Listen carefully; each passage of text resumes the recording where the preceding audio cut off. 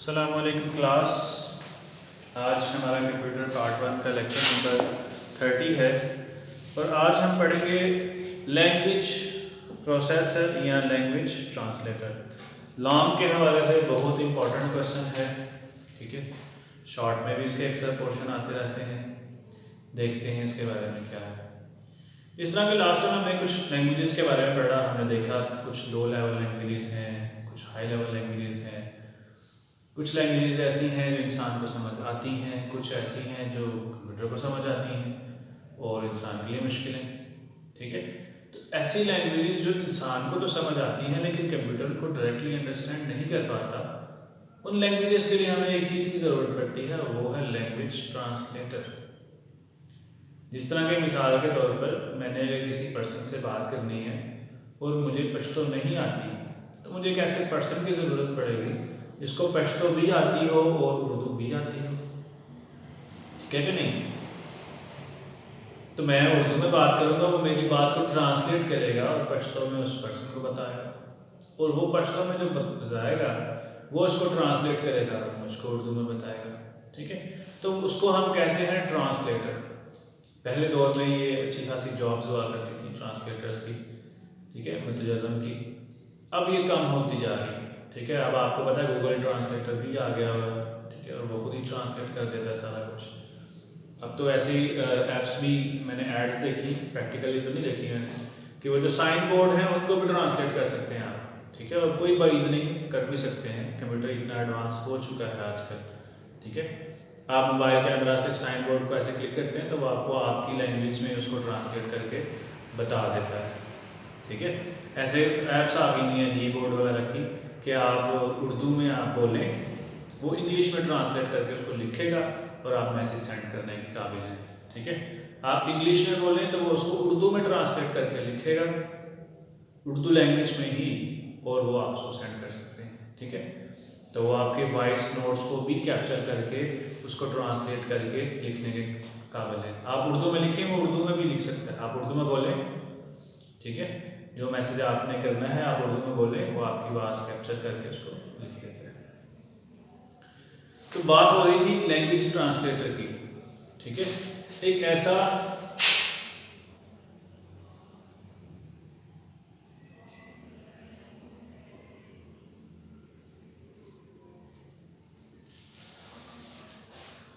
Language translator क्या है कि आप जब हाई लेवल लैंग्वेज में कोई भी बात लिखते हैं, कोई भी इंस्ट्रक्शन कंप्यूटर को बताते हैं, तो कंप्यूटर के लिए तो अंडरस्टैंडेबल नहीं है, कंप्यूटर उसको लेता है और ट्रांसलेटर के पास लेके आता है। ट्रांसलेटर उसको कन्वर्ट करता है 01 की फॉर्म में। फिर जब वो 01 की फॉर्म में कंप्यूटर के पास जाता है तो कंप्यूटर उसको अंडरस्टैंड कर लेता है। फिर कंप्यूटर का जो आंसर आता है वो दोबारा कन्वर्ट करता है आपकी फॉर्म में, ठीक है, इंग्लिश की फॉर्म में, और आप उसको समझ सकते हैं, ठीक है। अब क्या है, हमारे पास बेसिकली 3 किस्म के लैंग्वेज ट्रांसलेटर हैं। अपनी फंक्शनैलिटी के लिहाज से काम तीनों का ट्रांसलेशन करते हैं, लेकिन फंक्शनैलिटी या तरीक़ेकार आप कह सकते हैं, उसके लिहाज से हमारे पास 3 किस्म के हैं। एक क्या है, कंपाइलर, और एक है इंटरप्रेटर, और एक है असम्बलर। असल में जो ज़्यादा कंपैरिजन है वो कंपाइलर और इंटरप्रेटर का है, असम्बलर तो आसान सा है, ठीक है। तो दोनों को समझते हैं।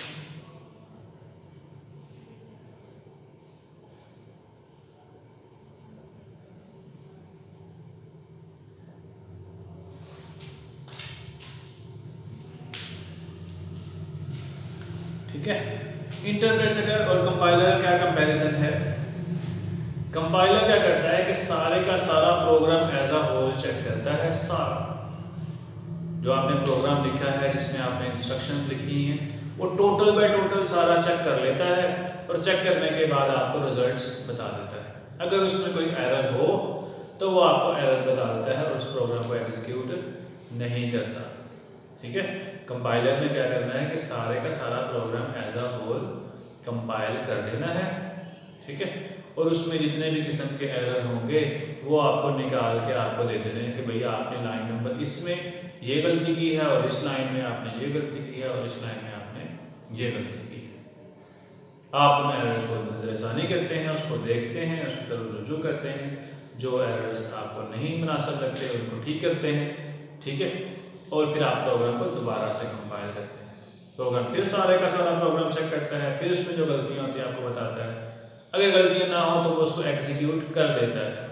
ठीक है, एग्जीक्यूशन का मतलब है कि वो सारा प्रोग्राम कन्वर्ट करके 01 की फॉर्म में कंप्यूटर को सेंड करता है, कंप्यूटर उन इंस्ट्रक्शंस पे अमल करता है और आपके सामने आपके मतलूबा रिजल्ट्स सामने होते हैं। ठीक है, इसके मुकाबले में बच्चों जो इंटरप्रेटर है वो थोड़ा सा मुख्तलिफ है। ये काम करता है लाइन बाय लाइन, इसने एक एक लाइन करके चेक करना है। ठीक है, ये समझ लें कि थोड़ा सा जिद्दी किस्म का है। जिस लाइन में एरर आ गया इसने कहना बस आगे नहीं जाएंगे हम, इसको पहले ठीक करो फिर आगे जाएंगे। कंपाइलर था कि पूरे का पूरा प्रोग्राम चेक करता था फिर एरर बताता था, चलता वो भी नहीं था एरर को रिमूव किए बगैर। लेकिन ये क्या है, ये जिस लाइन में एरर आ गया इसने वहीं पर रुक जाना, बस पहला एरर जहां पे आप इसको मिल गया इसने वहीं पे करना है प्रोग्राम स्टॉप। इसने कहना है इस एरर को रिमूव करेंगे तो हम आगे जाएंगे, अदरवाइज हम आगे नहीं जाएंगे। ठीक है, इंटरप्रेटर क्या काम करता है, जहां पे एरर आ गया जिस लाइन में वहीं पे स्टॉप कर जाता है और फिर आगे प्रोग्राम को फर्दर चेक नहीं करता। ठीक है, इसकी मिसाल देता हूँ आपको। लेट्स से अगर मैं टीचर हूँ और मैं एज अ कंपाइलर अगर टेस्ट आपका चेक करूँ तो आप मेरे पास टेस्ट लेके आएंगे और मैं आपको गलतियों के सारे निशान लगा दूंगा और फिर कहूँगा जाओ बेटा सारी गलतियाँ ठीक करके लाओ, तो फिर मैं आपके नंबर लगाऊंगा। फिर आप सारी गलतियाँ ठीक करके लाते हैं तो फिर मैं आपके मार्क्स लगा देता हूँ। ठीक है, ये तो हो गया कंपाइलर का तरीक़ाकार। अब क्या है, आप मेरे पास टेस्ट लेके आते हैं, हम इंटरप्रेटर की तरह चेक करने लगा। आप मेरे पास लाते हैं पहली गलती लाइन, दूसरी लाइन, तीसरी लाइन, जिस लाइन में गलती निकली मैंने अंडरलाइन करना है, जाओ ये गलती ठीक करके लाओ। आप कहते हैं सर आगे से तो चेक करें, नहीं आगे से चेक नहीं होगा, जब ये गलती ठीक होगी फिर आगे से चेक होगा, जाओ ठीक करके लाओ। तो ये है तरीकेकार किसका, इंटरप्रेटर का। ठीक है, तो अब इंटरप्रेटर में आपको लग रहा है कि ये तो बड़ा गलत मेथड है। ठीक है, लेकिन बहुत सी जगहों पे हम इंटरप्रेटर को भी यूज करते हैं। ठीक है, और बहुत सी जगहों पे कंपाइलर हमारे लिए बेस्ट होता है। देखने के लिहाज से अगर देखें तो कंपाइलर फास्ट है और इंटरप्रेटर स्लो है, लेकिन कुछ जगहों पे हमारी मजबूरी है कि हम इंटरप्रेटर को यूज़ करें, हम कंपाइलर यूज़ नहीं कर सकते। मिसाल दूंगा आपको, जब कंपाइलर प्रोग्राम चेक करते हैं ना, वो सारे का सारा प्रोग्राम चेक कर रहा होता है, उतनी देर तक कोई प्रोसेसिंग नहीं होती, फिर वो एक नई ऑब्जेक्ट फाइल बनाता है। जिस तरह हम सॉफ्टवेयर अपडेट करते हैं ना, तो जब सॉफ्टवेयर अपडेट हो रहा होता है हम सॉफ्टवेयर यूज नहीं कर सकते। ठीक है, तो कंपाइलर भी जब कंपाइल हो रहा होता है उस वक्त आप यूज नहीं कर सकते। ठीक है, लेकिन इसके मुकाबले में इंटरप्रेटर क्या है, वो जो सी लाइन एग्जीक्यूट कर रहा होता है बस उसी लाइन को फर्क पड़ता है, बाकी काम चलता रहता है। ठीक है, तो कुछ वेबसाइट ऐसी हैं जो कंटिन्यूसली चलती रहती हैं, जिस तरह के फेसबुक। तो क्या ख्याल है, जब फेसबुक को वो करेंगे, उसकी प्रोग्रामिंग चेंज करेंगे और कंपाइलर वाला अगर मेथड लगा दिया तो इसका मतलब 1-2 मिनट के लिए पूरी फेसबुक बंद। इतना वो नुकसान बर्दाश्त नहीं कर सकते, ना ही इतना लोग बर्दाश्त करते हैं कि 2 मिनट के लिए फेसबुक बंद होगी। ठीक है, वो तो परेशान हो जाएंगे कि मेरी फेसबुक नहीं चल रही, 2 मिनट हो गए। बात समझ आ रही कि नहीं आ रही? तो ये एक प्रॉब्लमेटिक सिचुएशन है। यहाँ पे क्या यूज करते हैं, इंटरप्रेटर। अब इंटरप्रेटर में वो जिस मॉड्यूल में काम कर रहे होंगे सिर्फ वो मॉड्यूल इफेक्ट होगा, हो सकता है लाइक का हो सकता है शेयर का हो सकता है कमेंट्स का हो, वो एक लम्हे भर के लिए मुतासर होगा, लेकिन बाकी सारा काम चलता रहेगा अपने अपने पर। ठीक है, इस तरह हम काफ़ी सारी जगहों पे इंटरप्रेटर वाला काम यूज़ करते हैं। ठीक है, और मोस्टली जगहों पे हम जो हमें सॉफ्टवेयर बनाने होते हैं डिफरेंट किस्म के, उसमें हम कंपाइलर यूज़ करते हैं। लेकिन जो ऐसे सॉफ्टवेयर हैं जो कंटिन्यूसली वर्किंग कंडीशन में हैं, उनके अंदर जब हमें चेंजिंग्स करनी होती हैं, कुछ करना होता है, जिस तरह के वेबसाइट्स वगैरह, ठीक है, ऑनलाइन एप्लीकेशंस वगैरह, तो उसमें हम क्या करते हैं, हम इंटरप्रेटर यूज़ करते हैं।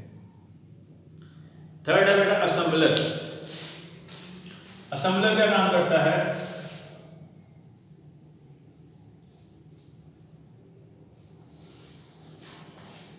सिंपल असेंबली लैंग्वेज हमने पढ़ी थी कि जो पहला इनिशिएटिव था लैंग्वेज इंप्रूवमेंट की तरफ, हमने लो लेवल लैंग्वेज से पहला जो जंप किया वो असेंबली लैंग्वेज की तरफ किया। तो असेंबलर क्या है, असेंबली लैंग्वेज को कन्वर्ट करता है मशीन लैंग्वेज में बस। ठीक है। सिंपल मेथड, असेंबलर क्या करता है, असेंबली लैंग्वेज को कन्वर्ट करता है मशीन लैंग्वेज में, ठीक है। तो ये यहाँ पर टॉपिक खत्म हो गया। इसी के साथ हमारा चैप्टर भी खत्म हो गया है। चैप्टर में एक टॉपिक हमारा छोटा सा रह गया था, source code and object code. चूंकि लास्ट लेक्चर में टाइम खत्म हो गया था, इसलिए वहां पे मैंने डिस्कस नहीं किया, उसको आज डिस्कस कर लेते हैं।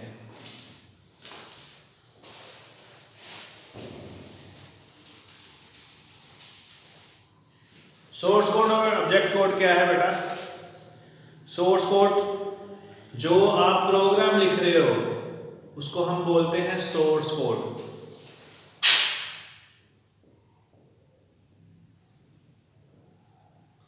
जो मैंने प्रोग्राम लिखा है, जिस प्रोग्राम को एग्जीक्यूट करना है, वो क्या है, सोर्स कोड। और वो सोर्स कोड जब कन्वर्ट किया जाएगा किसमें, मशीन लैंग्वेज में, तो उसको हम क्या बोलेंगे, ऑब्जेक्ट कोड, ठीक है। वो जो सोर्स कोड हमने लिखा है उसको जब हम कन्वर्ट करेंगे किसमें, मशीन लैंग्वेज में, तो उसको क्या बोलेंगे, ऑब्जेक्ट कोड। बात समझ आ गई है? उसको हम बोलेंगे ऑब्जेक्ट कोड,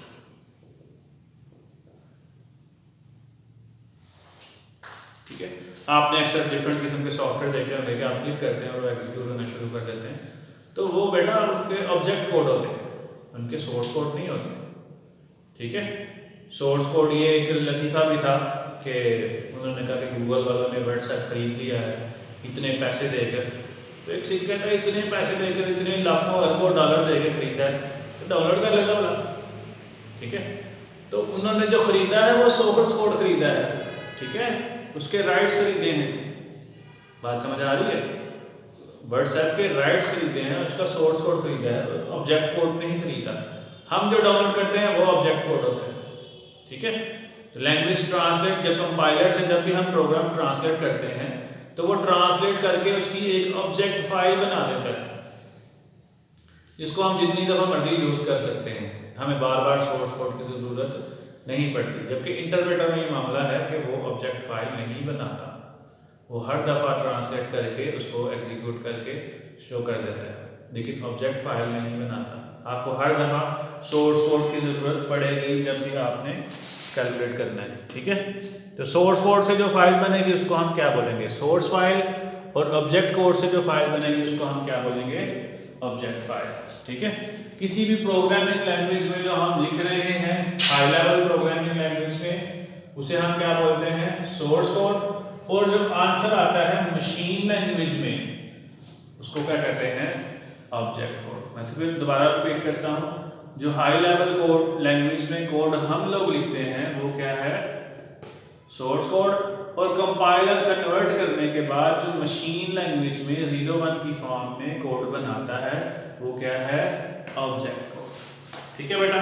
इसी के साथ हमारा चैप्टर नंबर 5 भी कंप्लीट होता है और लेक्चर भी कंप्लीट होता है। अल्लाह हाफिज़।